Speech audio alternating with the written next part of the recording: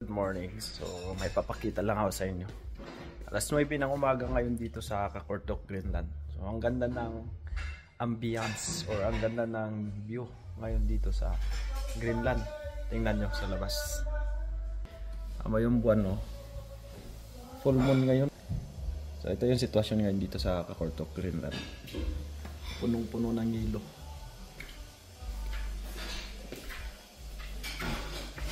Ayan sa kabila.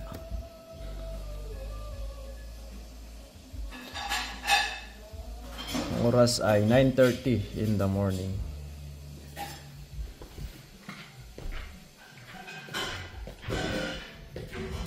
Dito tayo sa beranda. Ayun, no? Napakaganda. At napakatahimik. Si Uncle. Cool! Say hello. Hey! Di ako sa tubangan. Di ara. Cool. Dias bintana, tanaw. Diya. Wakita. Siyang kulalan.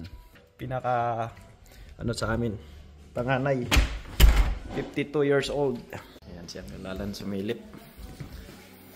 Sumilip sa lugar ng Kakortok. Shoutout sa asawa ko. Shout out!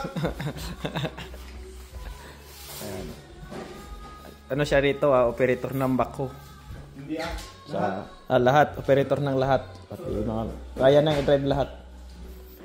Pati pako. Sa online lang din nag-apply yan si Uncle sa Facebook. Sino nag-apply sa iyo, Uncle? Yung asawa daw niya nag-a-apply. Hindi niya alam na in-apply na siya ng asawa niya. Sinabihan na lang siya nung paalis na. O, yung asawa niya yung nag-aasikaso sa mga papel. Yung nagpapasa sa agency. Kasi sa online na kasi nag-process eh. Sa online nang pinaprocess yung ano namin. Mga papel. Good morning, Kakortok! Hindi ka maririnig dyan, Col, no? Naka-isolate kasi yung bahay, no? Bakit magsigaw-sigaw ka siguro dyan, ba? Depende na lang sa bintana. Hindi ka lang pansinin. So itong puno na to, buhay pa to. Ngayon lang ako nakita ng puno, Col. Dito. Anong puno kayo? Buhay pa nino. Mo na yung original nga Christmas tree, no? Mga pine tree, no? Oh, yan, yan.